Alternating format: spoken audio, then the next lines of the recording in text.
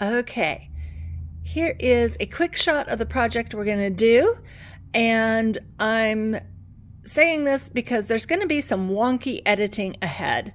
Please forgive. I have wrestled all I can stand with OpenShot, and I'm just going to tack this onto the beginning and cram things together and get this uploaded. Doing my best, loves. Here goes. Okay, here's what today's project uses. You can take a screenshot of that if you want to, or pause it and run and get your stuff. I'll go through it real quickly here. Basic tools. You may have a paper cutter, and that might do most of what you want to do, but you will want, most likely, a ruler, a pencil, and scissors at the very least. I do a lot of my cutting work with an X-Acto, so you may want that. You're going to need a glue spreader, also known as a gift card. It's also good use for a credit card, just saying. You will want a finger wiping rag. Possibly you'll want it damp, in which case put it on a plate. Let's see, what else is on my list here? You will probably want parchment paper or just copy paper or something, scratch paper, to keep glue contained, because you're going to spread glue off the edges of things. You want to be able to get that out of your way. So you'll want that. And then as far as materials, you're going to want some sewing patterns, at least one for the cover. You may want a coordinating pattern for inside. I'll get to that in a bit. But sewing patterns that have a great graphic appeal to your sensibilities. And then you're going to need some cardboard. I usually make my junk journals with cracker boxes. Cracker boxes are not quite as big. You would think they would be. They don't seem that small, but they actually aren't quite big enough for a sewing pattern. So you may want a cereal box. In this case, I only have half a cereal box, but you get the idea. You'll need the whole thing because you'll need to cut some of the cardboard off of it. If you don't happen to have recyclable cereal box cardboard, some things that could work. You can use picture framing mat board. It is a bit thick. I'm going to assume if you have picture framing mat board, you know some things about scoring lines into it to get it to fold, because this is not going to just fold over easily the way that cereal box will. And in fact, the cereal box, we make use of those already pre-folded corners. So that can work, but you're going to have to do a little extra work, and I don't go into it on this video. The other thing that you can use, you can get poster board.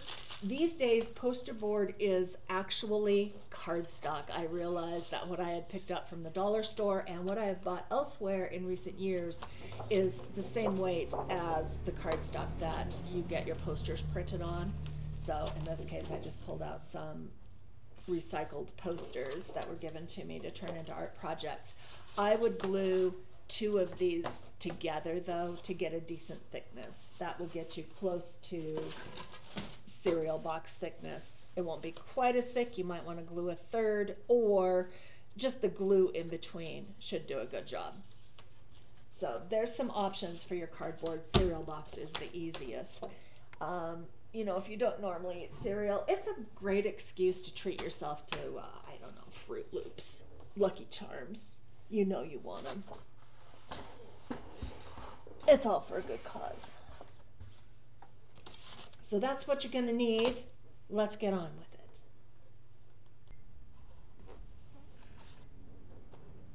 Hello, loves.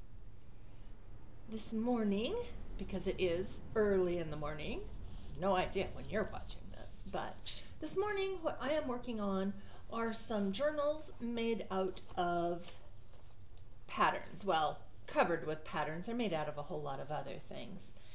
But since I filmed what I'm doing, that's what I'm going to film and show you. Typically when I make, and this is like junk journal style journals, typically when I make them much thicker. And this is, if you're not super familiar with junk journals, this is what the inside of one that hasn't been used looks like. And I know it looks like there's lots of stuff in there, and where in the world would you put things? But if you get into junk journals, you'll realize that pages that don't seem to have any writing space have writing space. So I'll be creating some of that. I like to use my sewing machine and stitch things onto the edges. So especially since these are going to be done with these as covers, there will be lots of this on the inside. If you don't have a sewing machine and you love the look of the lace and things, a good fabric glue can stick these kinds of trims and things on. Or like this piece of rickrack, I used the sewing machine, but I only tacked it here and here, so you'll be able to do things like that. So that's jumping way ahead of where we are today, but in case you think you don't have what you need and don't want to start because you think that, start. There will be lots of ways that you can embellish it and create those looks later.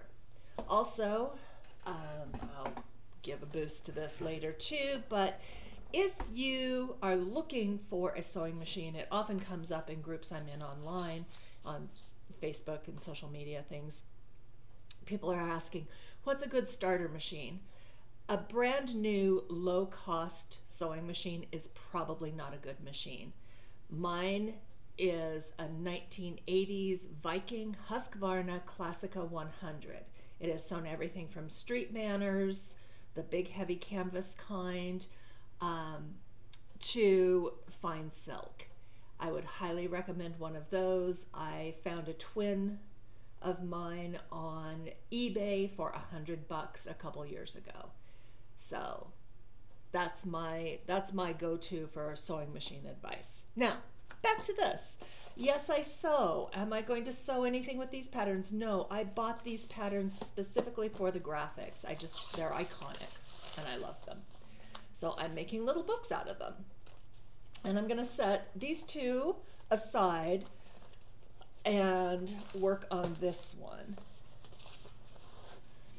And what I've done, I have chosen for each one, I've chosen a cover image.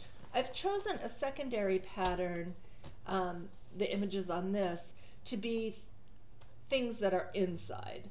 So I'll at least use these two. I may or may not use these two. She's got her head ripped off. I can glue it back on in the process of things. But because I wanted to have more of these images on some inside things. And so for this little gal, these inside images, so this is very much, 50s schoolgirl. This is late 50s into early 60s. I'll tell you what I've got in mind for that. Here's 70s. I'm looking forward to this. I have some plans, especially for this. So there's that. And then I did have one other that I haven't started, but I'm excited about. I love, this is so iconic. Like, I would never wear that style, the polyester, because I can feel the polyester. Yeah, wouldn't wear it. But I can so see these three being these three. Well, let me hold that in frame. And I just thought that could be such a fun, like, it's kind of fabric themed, sewing themed, but also like girlfriends themed. Could even be sisters. But I thought that would make a fun theme for a journal, because they do each have sort of a secondary story. Like this one, it's the fabric theme and the patterns, but it's schoolgirl. And this one, I can't decide if she's, hang on, let me set these out of the way, there. Like, if it's going to be like off to her honeymoon or off and traveling, like, adventure woman out and about. But anyway, there's sort of a backstory just based on some of the pages I'm putting in. But we're not to pages yet, so I'll quit rattling on about that. So what you're going to need to make a journal like this is, and of course you can make a journal like this and use anything else as graphics for the cover.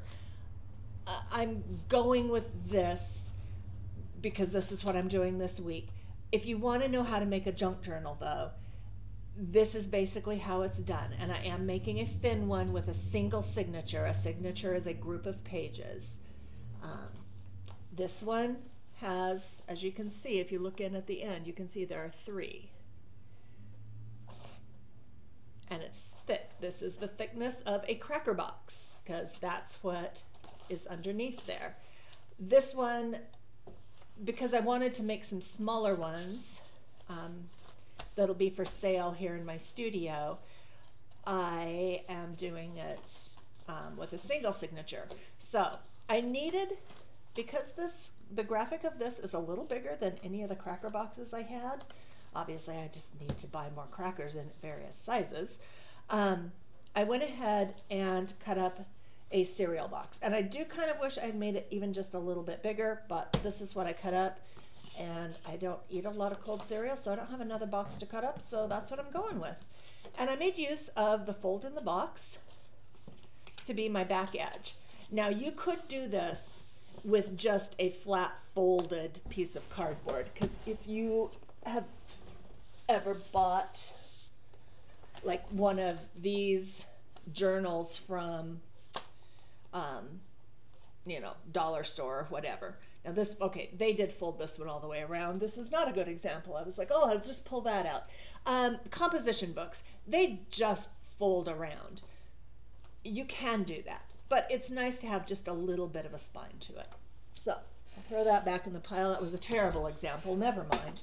But yes, you could just fold it and you could just stitch in, but you'll get a lot more spring to the cover where it's gonna kind of sit funky. So you'll do better if you do something like this. So for the first thing I'm gonna do is I am gonna stick this together so that my base is one solid piece. Now on my bigger journals, I will usually double the cardboard if I'm using cereal box or cracker box cardboard. And yes, I'm using junk. That's the point. They're junk journals. You use as much recycled, repurposed things as you can. Keeps the costs down, and it's good for the planet. And there's just something really satisfying about taking stuff that was going to be thrown away and turning it into something enjoyable. And even if the enjoyable part is just the experience of doing a craft with it, so what if it doesn't turn out to be something that you're going to keep forever? Hopefully this journal will, but you know, sometimes it's just the joy of making. It should always be at least the joy of making. So I'm going to give that just a moment to catch hold. I am using Eileen's Tacky Glue as we move on in making the cover, and I'm just focusing on the cover right at the moment. On making the cover, you'll want your glue. You may end up needing a ruler and a pencil. You might want a bone folder.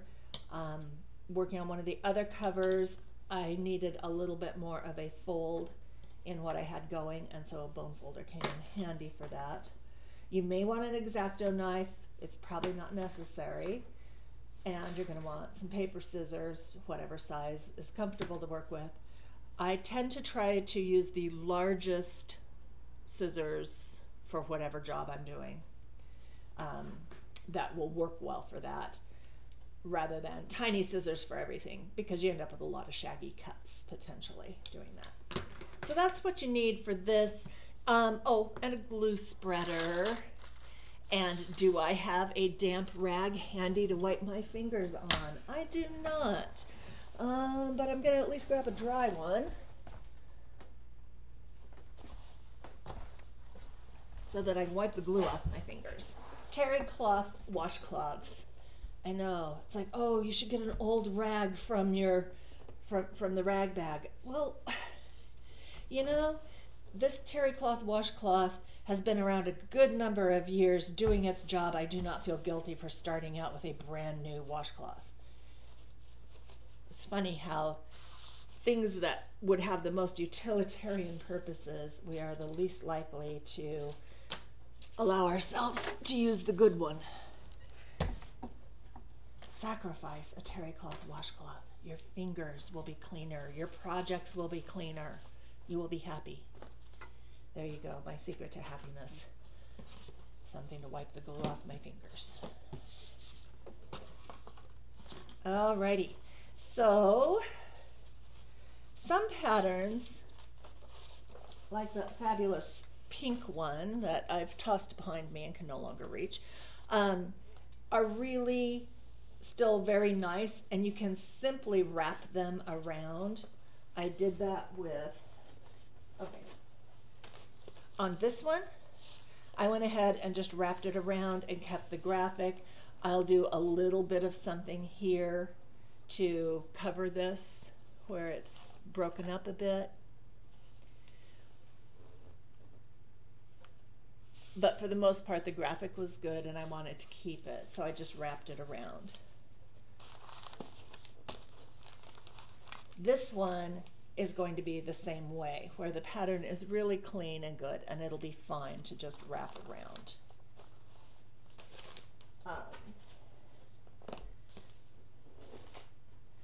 This one, the pattern was so shabby, I went ahead and cut it, and it also gave me the chance to make this a little bit bigger.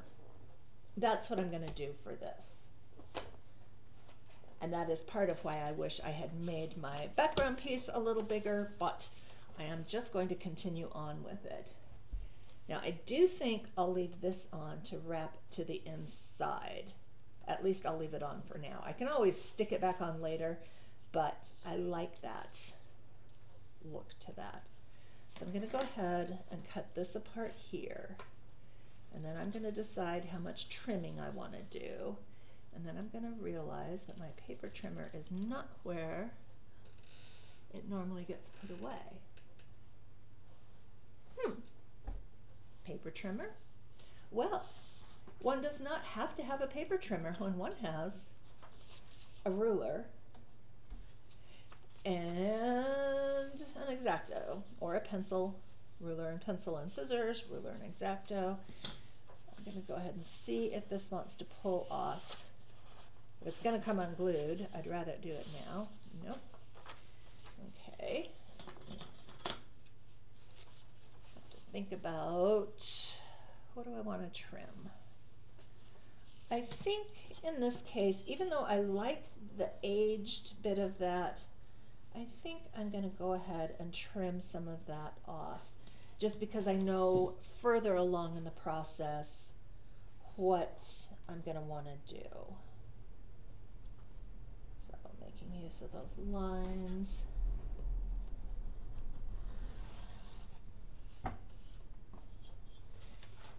Yeah, there's two ways to go when you're working with retro or vintage. You can make something that looks like you're back in the day, or you can make something that looks like it's been around since the day and then some.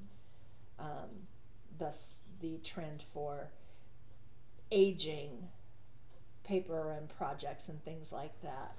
And I know when I was going through papers to create the signatures with, I wasn't super drawn to using tea and coffee dyed papers, which give you this old paper look. They just weren't feeling really right for the project.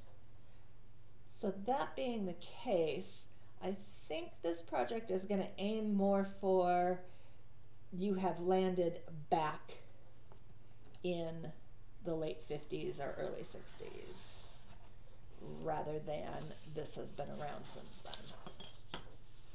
So that being the case, I'm trimming these off. And so you may be thinking, but wait, that is not going to cover all of the cereal box then. And you are, of course, right. On some things, I have used scrapbook paper, like on here. I've simply used scrapbook paper. The thing is that this is wide enough that one piece of scrapbook paper doesn't go over the whole thing, and I had to cut a strip to use up the center, which I'm going to put a fabric piece over the binding edge anyway further on in the project. So it didn't really have to be covered, but just to be sure I had what I needed there, I went ahead and put it on. For this one, I'm actually going to use some gift wrap. So on the list of things you need, you will also need some sort of paper for the background, some sort of paper for the insides.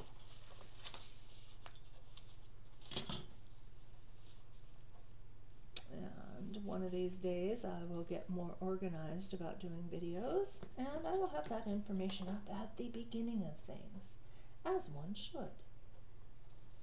But in the interest of getting this video put together, and part of the reason that I am doing these videos, aside from getting some practice with it, is that here in my studio, I'm open to the public once a week. I do sell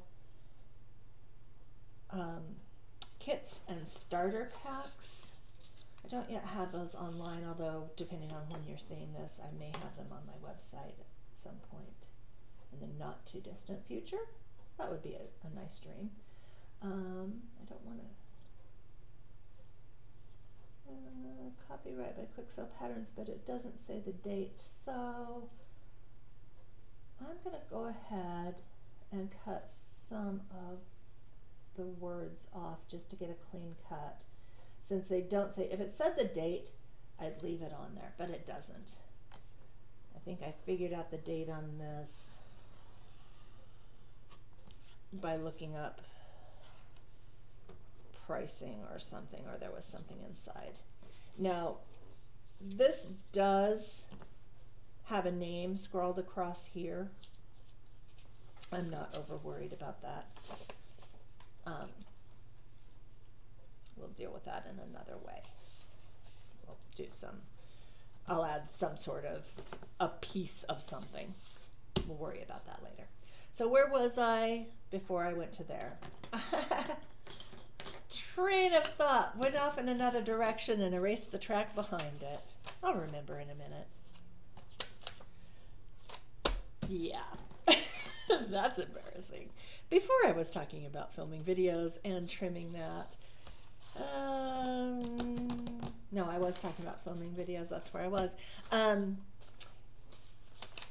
I sell kits and maker packs here.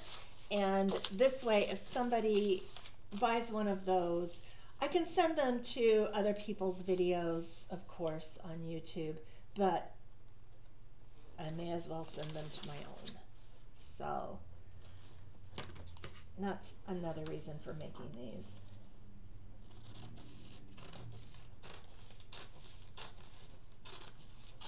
All right, so I'm cutting this, and I'm cutting it generously large because my inside will also need some paper.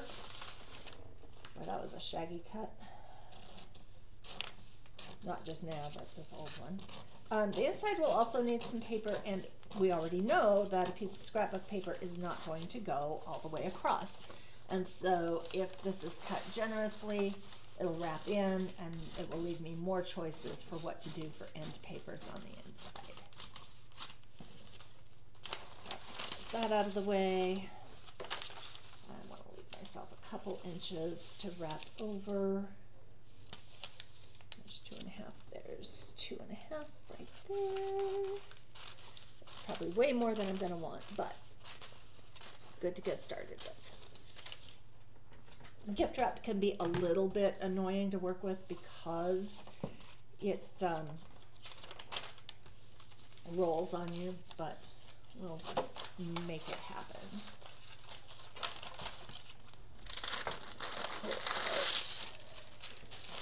Piece of food paper.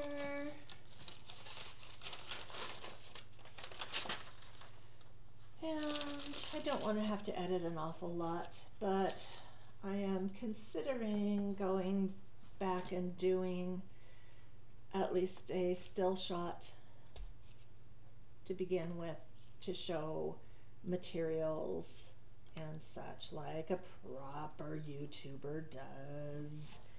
So if I've rambled on about not having told you about materials in advance and you're like, but wait, you did. It's because I'm deciding right now that really I ought to film a second piece after I'm done here and edit it on to the beginning.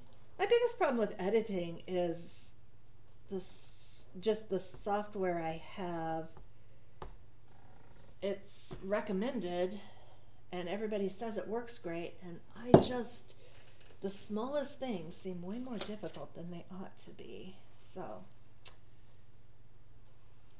we'll see. There's not a lot of dopamine in editing, and my poor ADHD brain just struggles. I fall asleep with editing. I also write fiction, and the reason that you've never seen me in print, well, maybe it's not as good as I think it is, but the reason it's never gotten close to being in print is because I fall asleep while editing. Like, I already know the story, and it's the same with editing my videos. I've already been there. I've already done that. My brain is ready to move on, and it's like a narcolepsy response. I can't keep my eyes open. I just shut down. Like, no warning. It's just like, bonk, I'm out. So it's a struggle. It's real.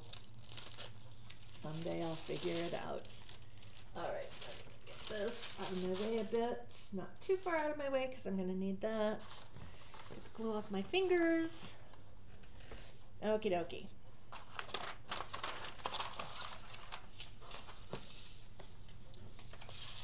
Now, oh, lovely rolly paper. Okay, try not to take too much time to do this because I don't want my glue to dry in. Okay, there. Put this down on here, and I was about 2.5 inches in. Shy 2 inches up. And whether it's perfectly straight really doesn't matter because there's an awful lot of paper. Now here, I'm going to go this far. Paper does not like to go around curves as well as we might like it to. So I'm going to go ahead and fold this up as I'm going. And there's going to be some wrinkling. Again, I usually end up covering the spine with other things. I would have preferred that hadn't happened. Okay. With that doggone rolly paper. Okay, so that's going to leave me a little bit of wrinkliness at the spine. We'll smooth that.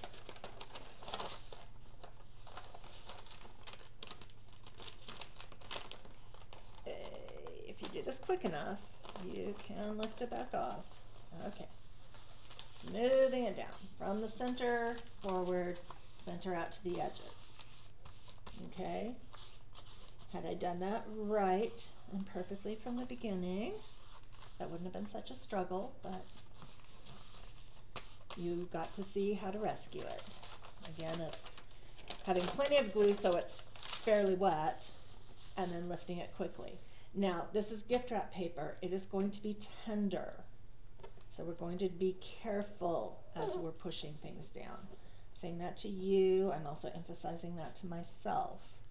And I'm just gently going in. It's made a little crease where that ease is to go around the edge. So I'm just gently going on both sides of that because it needs that ease. Otherwise, it's just going to tear the paper. Okay. And it's out to the edges. And now it has little bubbles. And this is part of using a PVA glue, a white glue. You do get wrinkles and bubbles. I don't, for the most part, mind those. But we're going to gently smooth them down. And I am being very careful not to press too hard, to go real gentle with it. Again, because it's gift wrap paper especially, it's a lot more fragile than scrapbook paper and other things. But boy, can you get a lot of paper for a little bit of money with gift wrap paper.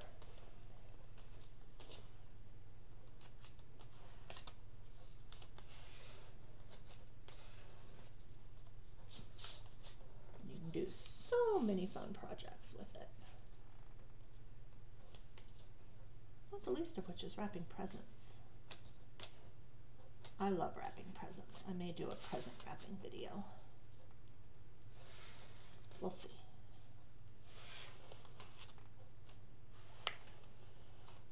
Okay, there are still a few wrinkles. I do have some glues on order so that I can do a trial of some of the other things that are recommended. The one that's most highly recommended is about 10 times the price of Aleene's Tacky, so I'm going to have to love it an awful lot to be bothered with it. The other thing, though, is that Tacky I've used for enough years that I know that it holds on for years. Some of the others I don't know much about. I had a young man come up to me the other night at an art guild meeting, and he was super excited about this glue he found that didn't wrinkle paper. And it is exciting. It's rubber cement. Not a new thing. But the thing about rubber cement is that it does definitely dry up and turn crispy and come apart 10, 20 years down the road. So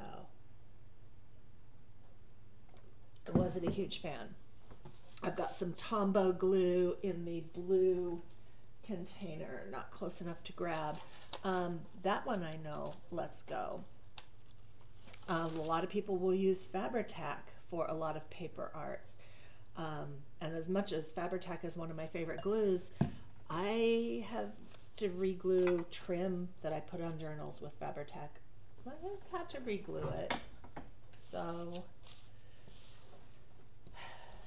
I don't know. Aleene's Tacky soaks in, it does the thing, partly because it acts the way a wood glue does in that it raises the fibers, and then the fibers of the paper lock themselves together somewhat.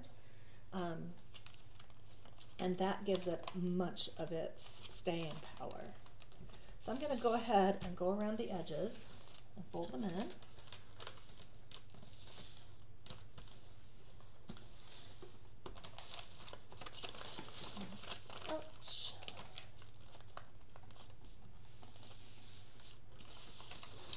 And, you know, every week when I'm working, there's this, my mat that I'm using, and it says Cricut. I do not own a Cricut machine. In case anybody is looking at that thinking, well, you know, I don't have the fancy stuff. I don't either. It was the mat that was available to buy one day when I was in Michael's or Joann's, and I had the 50% off coupon. I was like, well, okay, that's ridiculously expensive for a piece of plastic, but I have to have one for my worktop. My other mat, my other cutting mat, is the whole size of, it's like 4 foot by 6 foot and very thick, a commercial cutting mat. But it's been so beat up over the years, it's not great. So I'm not using it any longer for anything but the most industrial purposes on my table. So I had to have something. Yeah, this was what was available. And I bring that up just because it's in front of my face, and I try to be real open about what products I use or don't use. And Cricut machines, I'm sure, are lovely. It's just, you know, I'm attracted to die cuts as much as the next person, but it seems like every time any craft becomes popular, then suddenly there are machines to make it easier and faster so you can do it profitably. Oh, let's just pay the artists. And not everything has to be done profitably anyway. Let's just make art, make craft, enjoy. Let's see, I folded that down and I've not got glue under. I really ought to have stuck some glue under. So we're going to do that. You don't want little air pockets.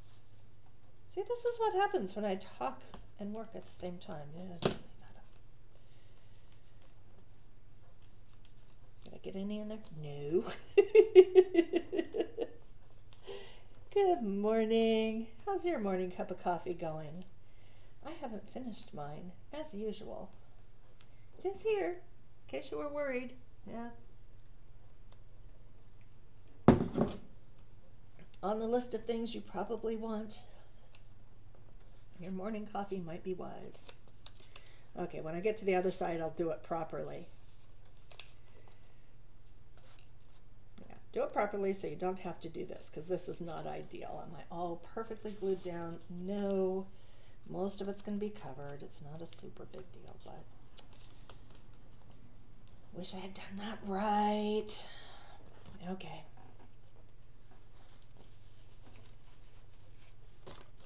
On to the other side, where we do it properly. Okay. If I'm going to pull these corners in, what I really ought to do is just stick the glue on the corners so that I know that everything that needs to have glue on it does.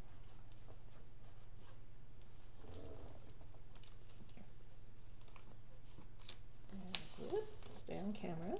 On camera's good. All right, there's that. I'll glue spreader card. Paper under there, preferably paper that doesn't have glue all over it, that's wet. All right, there's that.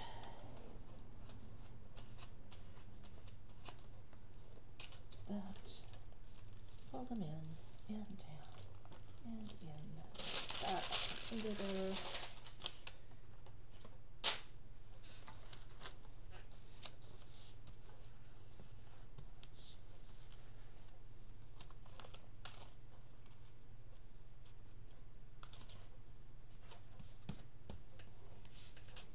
And I'm doing this with folding the corners across so that the corners are actually covered. There are other ways to do this where you trim more of this paper away, but I wanted to be sure the corners were covered and to do it, again, gently because I've got this paper, but I also didn't pull it in. It's close, but it's not pulled tight against this. Leave it just a little micro mini bit of space. I don't even know what to say. Probably less than a millimeter even, but just enough, just ease, I guess is what I'm trying to say. A little tiny bit of ease so that it goes around that corner and isn't tempted to break.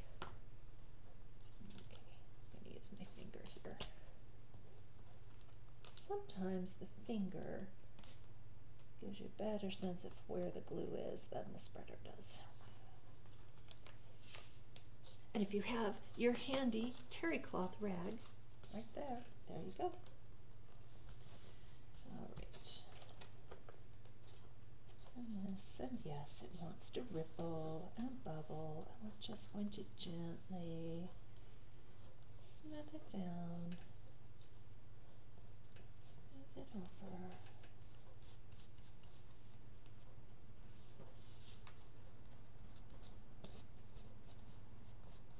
Okay, take the dry side. Let's just get some extra glue off there. Okay. Pressing it down, and I'm not rubbing that right over the edge because that's a tender spot.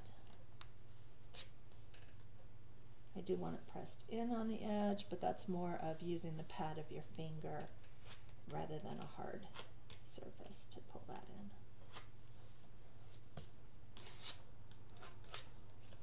in. Okay, other side. I'll just get all of these.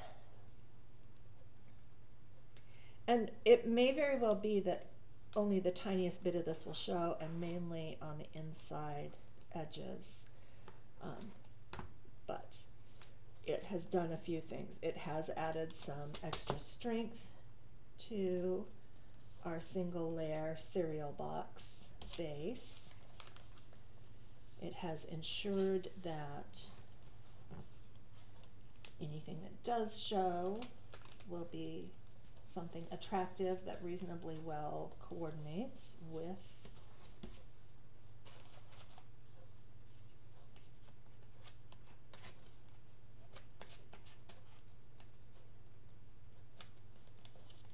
the pattern. Sorry. Another dangling sentence there. Sorry about that. Reasonably well coordinates with the pattern. And part of what's adding the strength is not just the paper, but the glue. You know, think of it like plywood. Between all those layers of wood is glue, and the glue is part of the rigidity and strength of that product.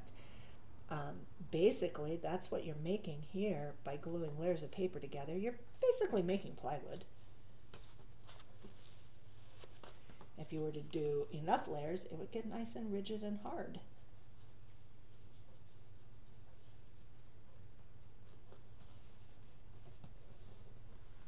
As like paper mache does, although if you're using PVA glue, it has more of a hardener effect than the paste that you might use for paper mache.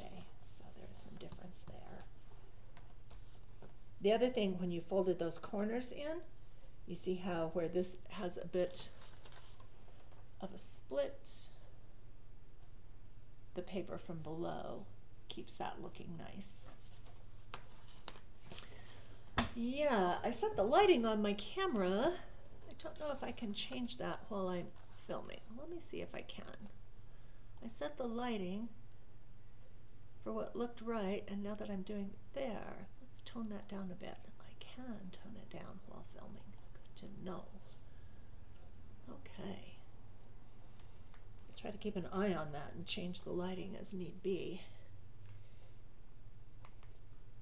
When I set it up, I didn't have this particular paper right in front of the camera, and apparently with this paper, no, it didn't need to be so bright.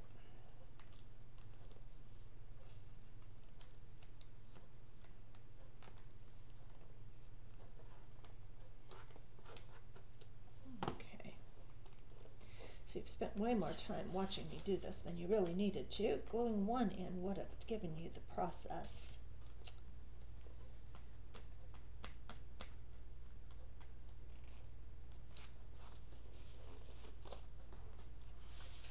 If anybody wants to give me an extravagant gift, the funds to hire somebody to edit my videos would be great.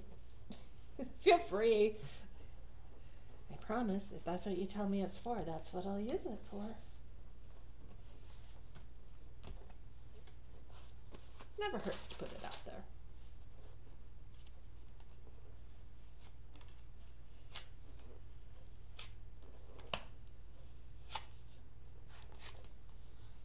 Okay, so I've done that, and now while it is still wet, I'm going to make sure that we're folding in fine. And I've got some air bubbles going up here, which makes me a little unhappy because this is up at the edges. Don't want air bubbles at the edges because that's where this paper is going to be most seen. All right.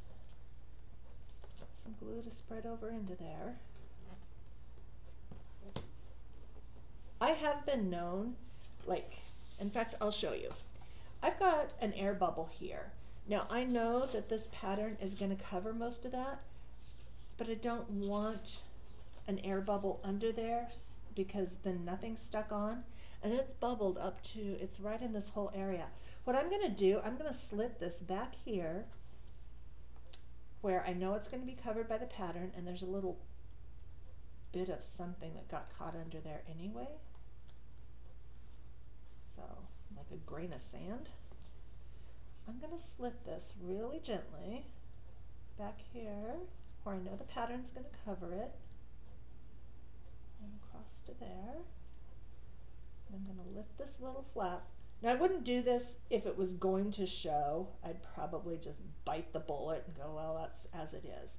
But since I know this is going to be under the edge of the pattern, sideways just a little more, I'm going to show you how to deal with that. I've got that slit, and what I need is just a little scrap of cardstock. Yes, I keep these little scraps. They're here for other things. I just want it to be a little bit stiff. This one should be. Okay.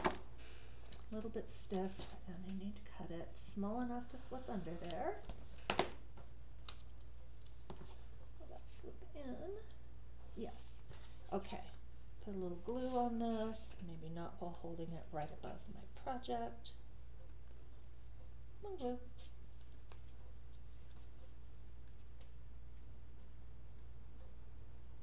Okay. I'm going to hold that flap up. Okay. Make this glue a little bit flatter on here. Hold this flap up. Slip that in and under. Slip it in and under. Come on. Okay, slip it all the way into the edge. All the way in over there.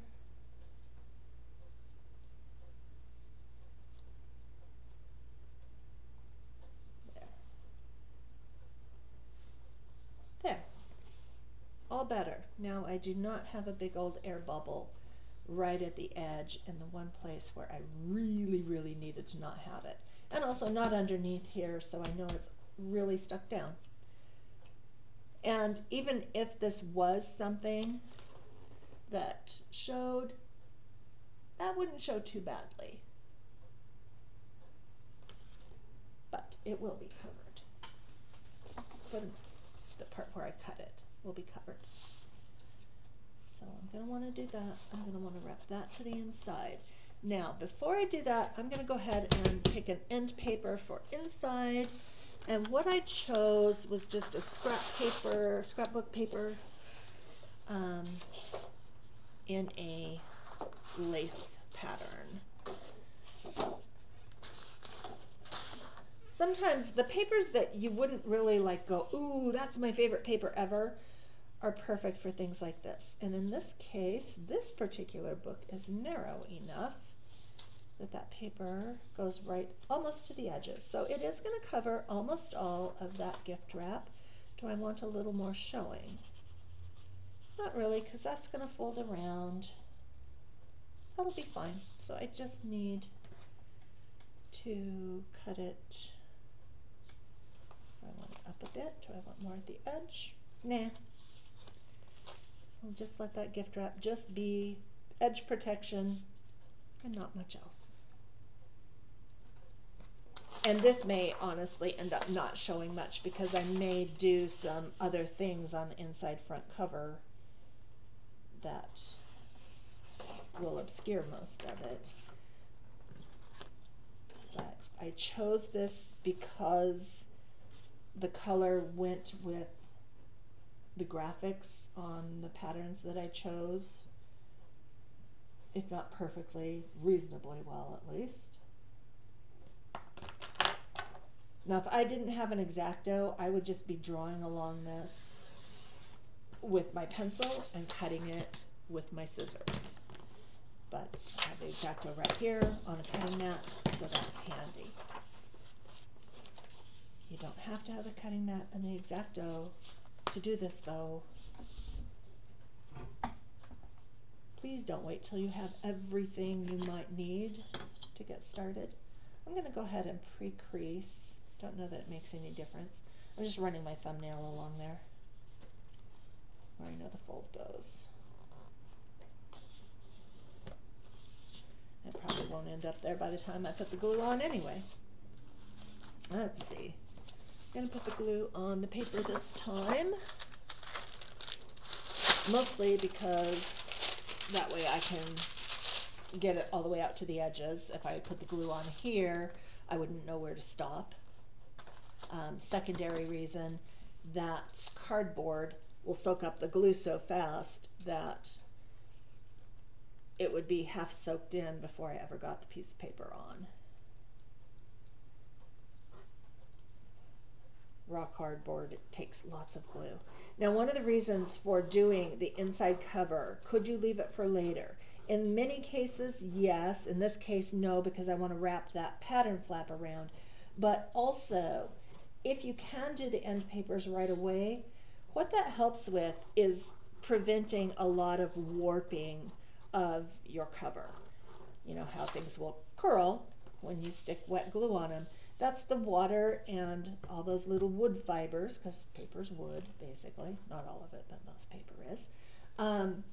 all those little wood fibers do funny things. They expand and then they contract as they dry, and they pull in tighter to each other.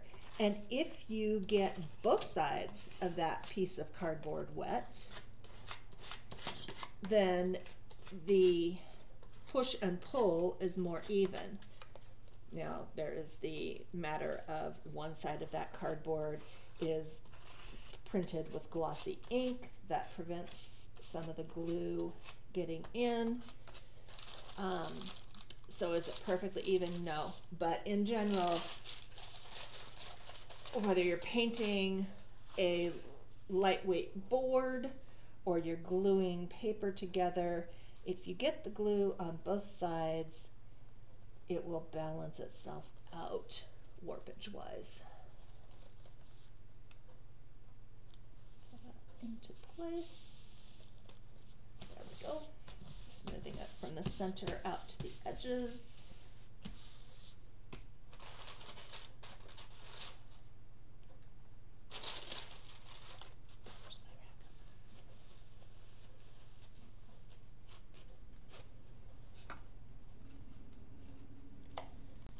Okay, which side's dry and which side is gluey has changed. Okay.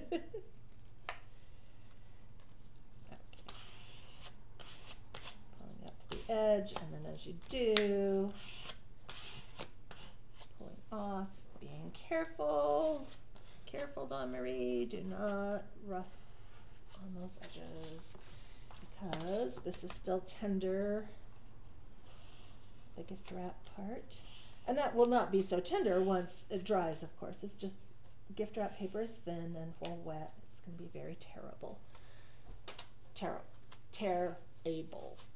Yeah, you know what I mean. Okay, so then I'm going to check my little corners, and I'm going to use that same glue trick.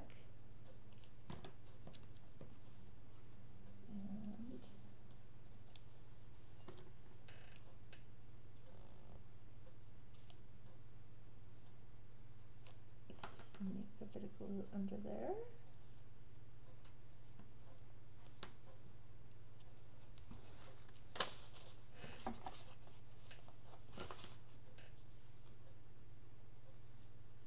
Because no matter how hard you try to be sure glue actually got all the way to all the edges, it either doesn't get there, or it dries a bit too quickly, or whatever. So for whatever reason, you quite often need to go around the edges and do a little bit more glue. Part of this is I live in a very dry climate. When I've worked on projects in more humid areas of the country, things as simple as this were significantly different. So, climate has a bit to do with how your paper products and glue products behave. Okay, we've got that. And I've just capped my glue and stuck it in there. That is on camera, so. Okay, and then again, where we're folding,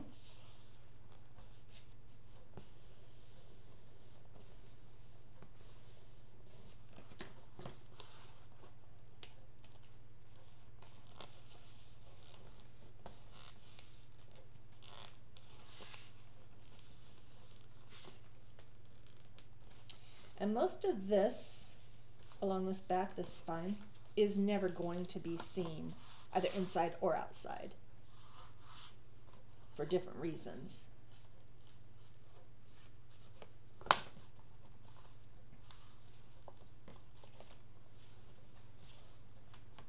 Again, bit of air in there.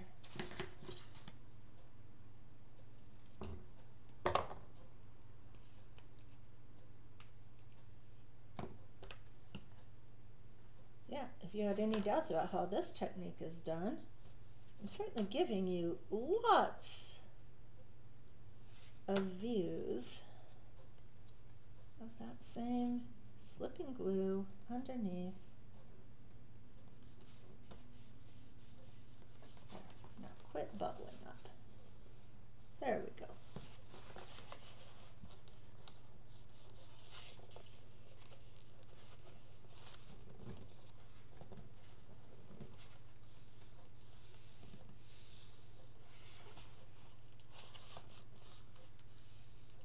There, nice and neat.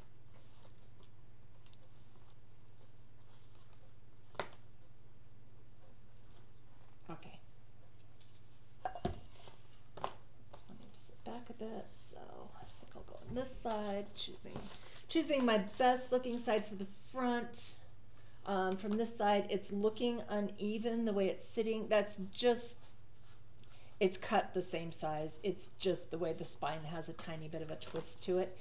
That's the deal with using recycled materials and crafting methods.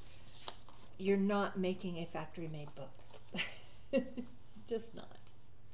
Okay, I'm going to go ahead and glue my cover art on.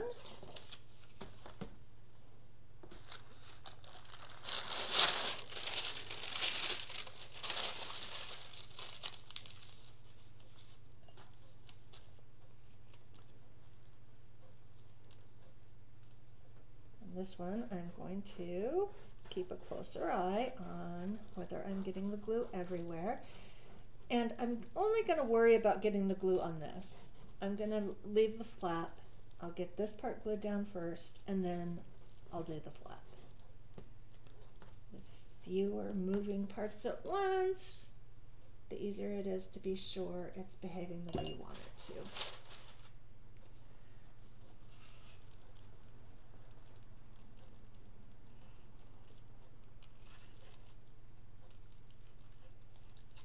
I think one of the joys of doing paper arts and crafting, we get this such a message in our culture about, do it quickly, do it efficiently, do it, get it done, get on to the next thing. I hope that you can take the time, make the time, choose the time to just slow down and enjoy the process. Let it take the time it takes rather than, oh, I better hurry up. And I try to remind myself of that with doing these videos, that, is it typical to do a YouTube video in real time? No, but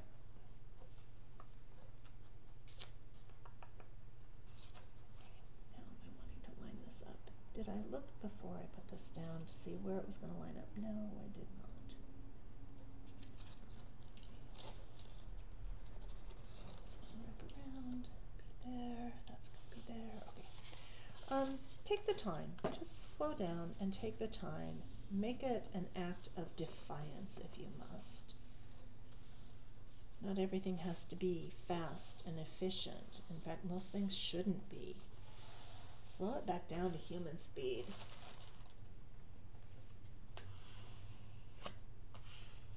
And the only way that that becomes reality for everybody is if those of us who can afford the luxury of that bother to do it and help create the expectation that humans work at human speed and that that's honored and respected.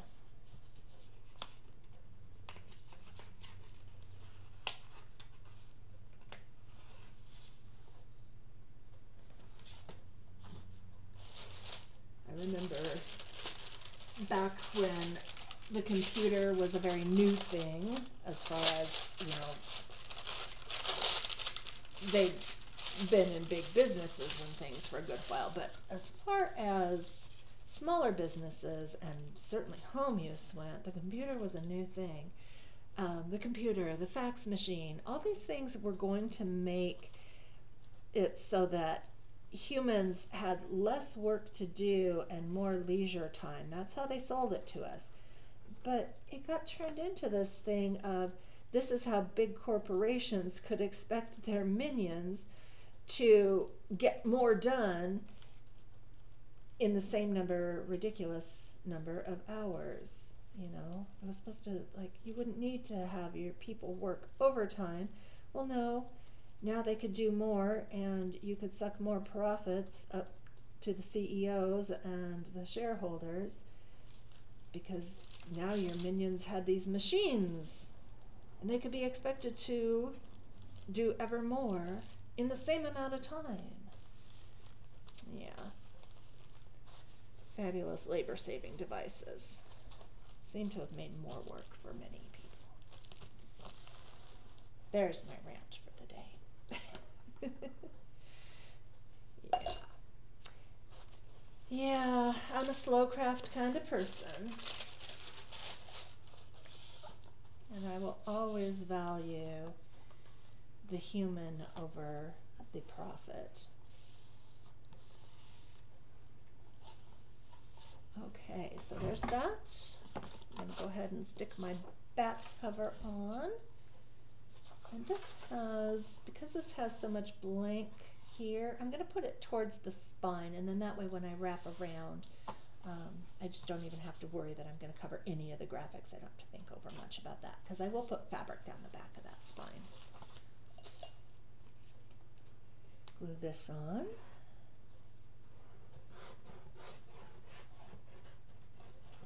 So yes, it's taken me just about an hour to introduce this project and get this far.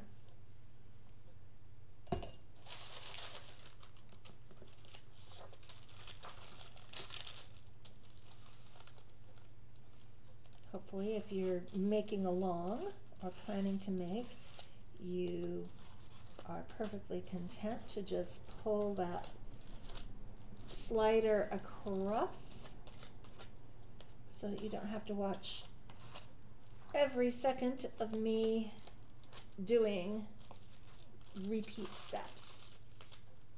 That's what that little slide bar is for.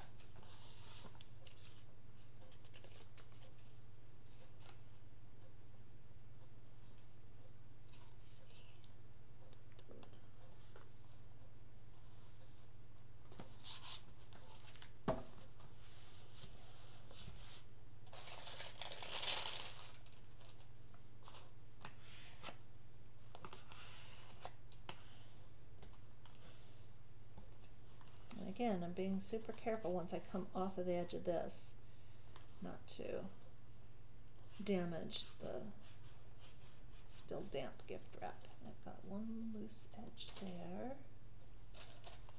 Let's actually where that's a 2-layer, some overlap to the pattern package. Okay. So there's my cover ready.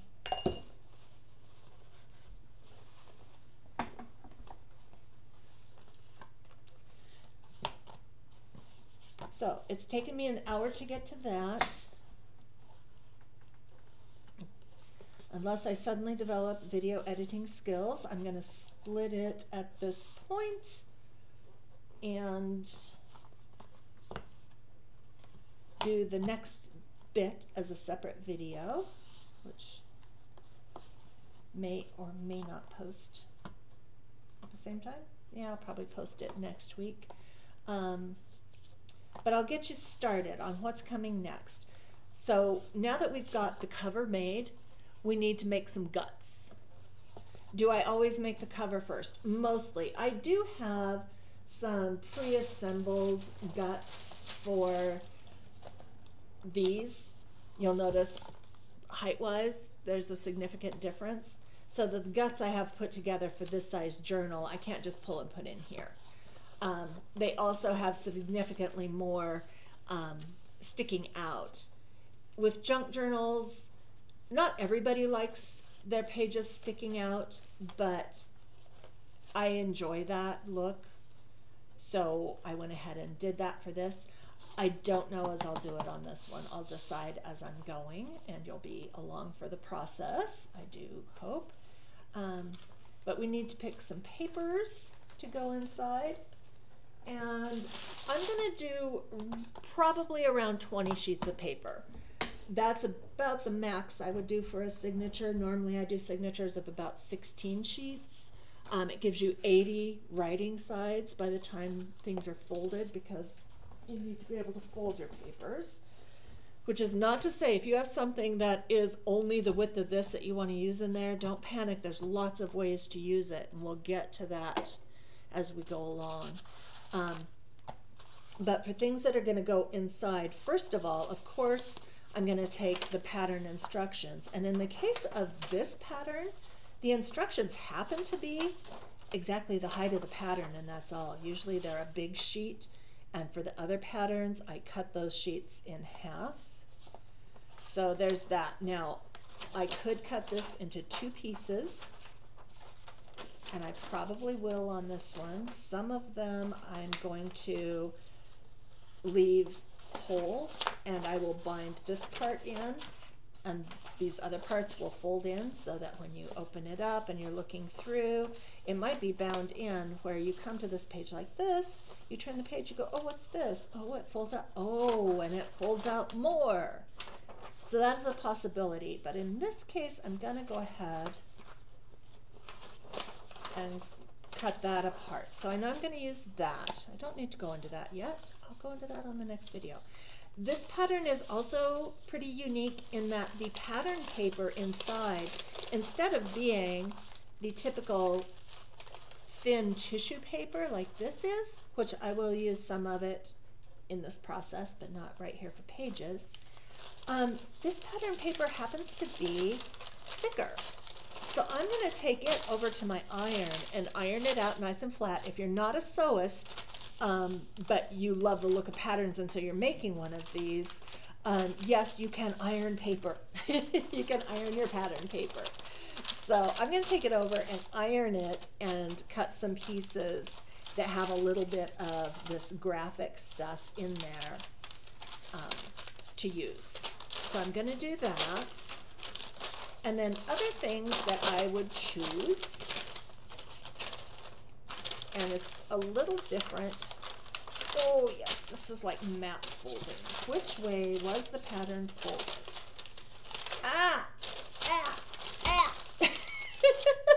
It won't matter. I'm going to take it over to the iron anyway.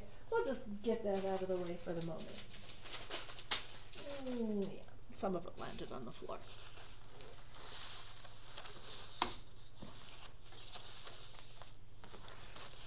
So some of the things that I'm going to use in here, back out just a hair, that's in, oh,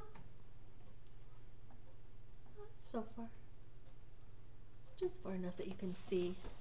Okay, so some of the things I'm going to use, envelopes. Envelopes can be fun to put in, so if you have some envelopes that are in the right color way, use those. This one happens to be a new envelope. When I see them in the free box at yard sales and stuff, those random spare envelopes, I pick them up. But you can use envelopes that have been sent to you. I keep those that come with cards in them that are bright colors and interesting paper and things like that. I'm not using them in this project because most of them have my name written on there and these are to sell. But I may pull them out because of course you can stick a picture of something else over the top if there's something on there you don't want. So envelopes. I've got some scrapbook papers. Now, I don't necessarily want this whole look of the scrapbook paper, but there's a chunk of the scrapbook paper that would be just fine, and the edge cuts can be for some other project. So there's some scrapbook papers, and I'm kind of basing off of a couple of things. What goes color-wise and style-wise with the era and style of my pattern, and also I have, like I said, this idea that this journal is kind of thoroughly modern woman going on a cruise alone, or possibly it's like honeymoon kind of thing, the lace slip thing. I don't know. That's just where it went, partly because one of the scrapbook papers that I came across, let's see if I can find it here, when I was pulling scrapbook papers. Oh sure, now the one thing that's sort of like the themey one, I'm not seeing. It's in here somewhere, it has to be. Well, it's a travel themed scrapbook paper, for heaven's sakes. Don't know where it is, it must be in the stack of one or the other. Oh boogers. When I come across it, you'll see it. So anyway, some scrapbook papers, some, I've just pulled some plain paper This is where I might put in tea-dyed paper in most of my journals. That would be in this stack of possibilities. Wasn't loving it for this one, so I didn't pull any out. But here I just have, these are just some 8.5 by 11 sheets of different cardstocks and things, and this has like a very subtle Tattersall plaid to it. And just, you know, just colored copier paper is fine. This one is cardstock weight. These are regular paper weight. Both will work fine. This is a scrapbook paper that was kind of iffy whether or not I'll use it because, gosh, we're not ocean themed, but it has pearls in it, and if I could find the doggone piece of travel themed paper, it had like cruise line kind of stuff on it. I'll find it. I did go through, I got an old sewing book that I went through and pulled a few pages out of. These will not be wide enough to fold in half and come out as much. A lot of people who make junk journals just fold them this way and stick them in, and I may do that. Sometimes it bugs me, sometimes it doesn't. We'll see how I feel about that when I get to it. So you can use book pages if you're really loath to turn them on edge. Use smaller book pages, and I will show you how to put them together to keep them upright, because you can certainly just seam them together. So I may do that with these, I'm not sure. I bought one art book that was these dimensions, specifically because this gives me the ability to fold that page, and I can trim off the extra or not. I'll certainly trim it height-wise, but it will, with a folded page, it will fit within the covers. And the words are right side up. Not that you're going to read the words, you're going to be sticking other things on, because what do you do with journal pages that are already filled up? You don't worry about that, because the great joy of junk journaling is that you can stick in things over the top, whether that be a pocket to hold a tag that you can write on. Like I could fold the bottom up and create a pocket, and then I've also got some, here, I'll just do that. And we'll get more into this in the next segment of this project. Let's see, I've got a pocket I can put things into. You can write on that. You've got this bit out here that may or may not get cut off that can be journaling space. We'll get into how you do that. Some sheet music, and this I will turn on edge and fold.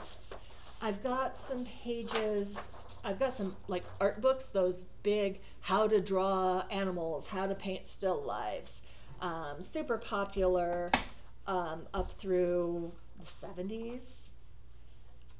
Or maybe I just think they're popular because my grandma had them, I don't know.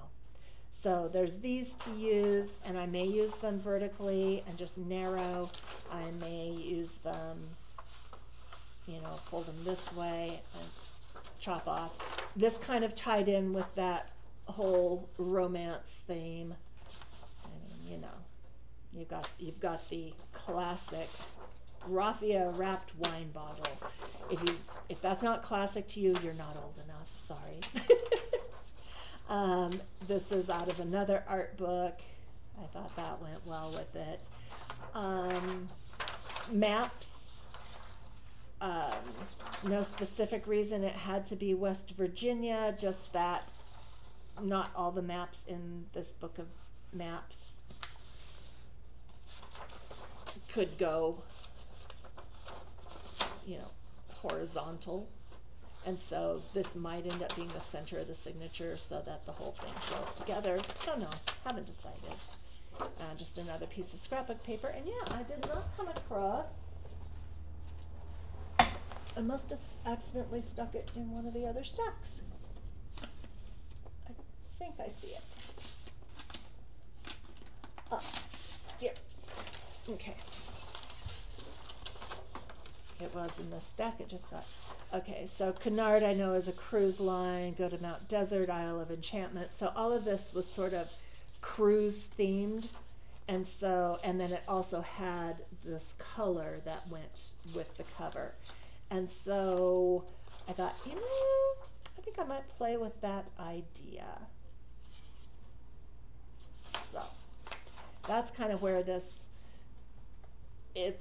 yes, it's a sewing pattern and there will be lots of sewing related things, but the secondary theme to it is, you know, off to travel the world. Whether she's on her own or on a honeymoon is anybody's guess.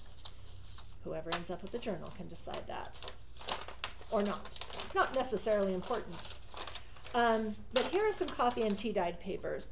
And this is where I was like, not so sure I love them with this particular theme. I may stick with cleaner papers for this one.